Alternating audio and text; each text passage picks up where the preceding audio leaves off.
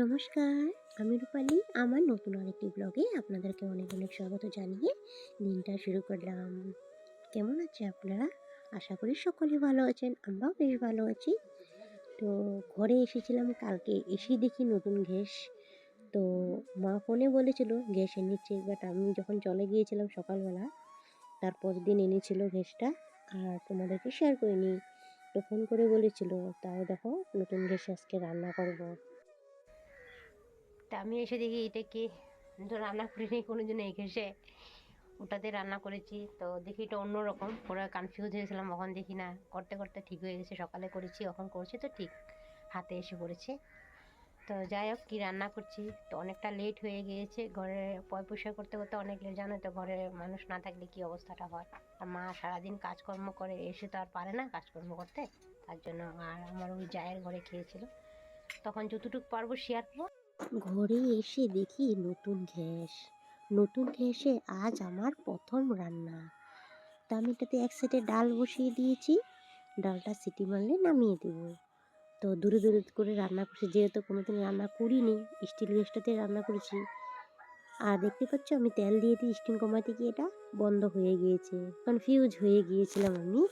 আর তোমাদের দাদাভাইকে আমি ডাকছিলাম, তো দেখো না, এটা বন্ধ করতে গিয়ে তোকে ডাকছি, বলছে দাঁড়া আমি আসছি। তা আমি তেল দিতে দিয়ে গ্যাসটা বন্ধ করে দিয়েছি। আর যাদের যাদের এইসব টাইপের গ্যাস আছে, তারা জানে সুইচটা কোন দিকে থাকে। তারা তো রান্না করে এসেছে, আর যেহেতু আমার প্রথম রান্না, তার জন্য।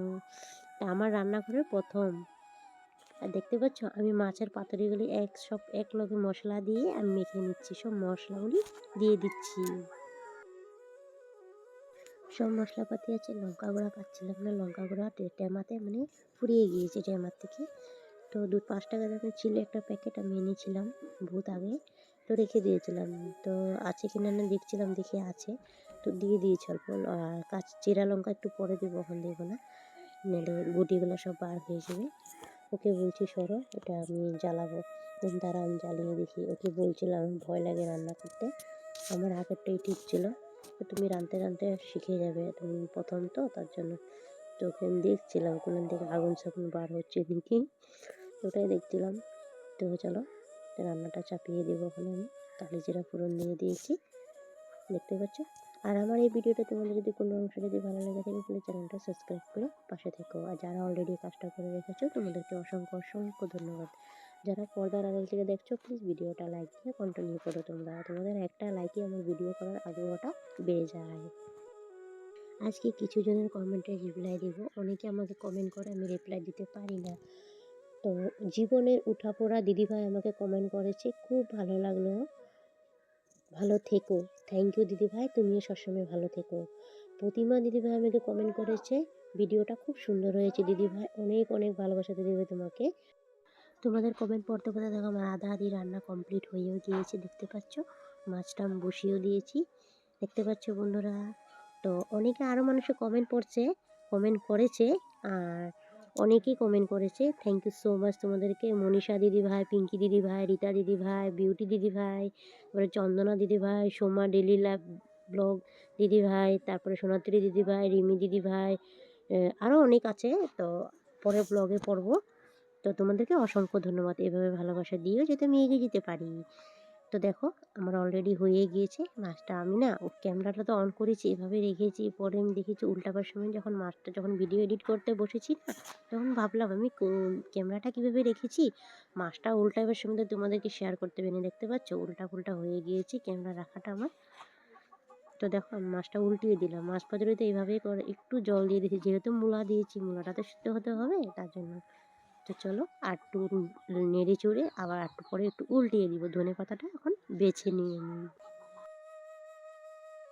তার আগের দিনই ব্লগে আমাকে কমেন্ট করেছিল একটা দিদিভাই, রাজিয়া খান দিদিভাই, বলেছিল চলে আসলাম লাইক দিয়ে, গ্রামে এলাকা ভিডিও করলে আমার আবারও হাসাহাসি করে। ঠিকই বলেছে, হ্যাঁ যতটুকু পারবো ততটুকুই শেয়ার করব। খুব ভালো লাগলো দিদিভাই ভিডিওটা তোমার। হ্যাঁ দিদিভাই কী বলো বলো, আমাদের এখানে না এরকমই হয়, কেউ তো ভিডিও করে না, যেহেতু আমি করি। আর আমাদের বাপের বাড়িতে আমিই করি, আর শ্বশুর বাড়িতে আমিই করি, আর আমার যারা ফেসবুকে করে, তার জন্য। তো বললাম যদি ভিডিও করি না, না হাসাহাসি করে, জানো তো। ভাবলি এটা কী করে, কিছু জানে না যে এইসব জিনিস থেকেও আমাদের আর্নিং হয় জানো। সবাই সব জিনিস বুঝেনি বলো, তার জন্য বললাম আর থাক হাসক গিয়ে, আমি ফাঁকে ফাঁকি করি আরও মাঝে মধ্যে। দেখতেই পাচ্ছ আমি এখন তোমাদের সাথে গল্প করতে করতে দেখো অলরেডি মাছটা আমার হয়ে গিয়েছে। আমি এখন ধনেপাতা দিয়ে নামিয়ে ফেলবো।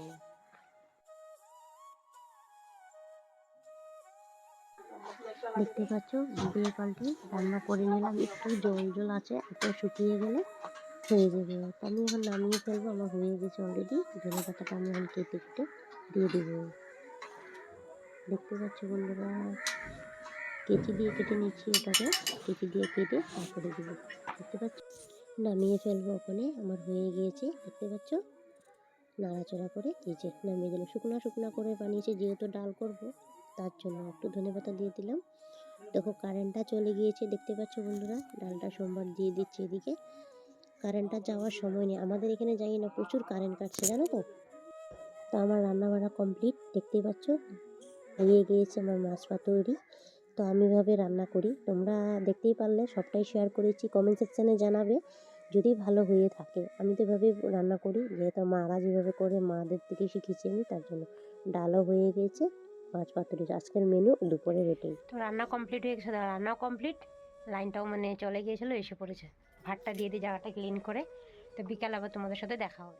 খেয়ে দিয়ে একটু বার হয়েছিলাম, যেহেতু এখন বাজে 2:30 নাকি, হ্যাঁ প্রচণ্ড রোদ উঠেছে। রোদে বসেছিলাম, রোদে বসে বসে একটু মৌসম্বি খাচ্ছিলাম, মানে বিট নুন দিয়ে।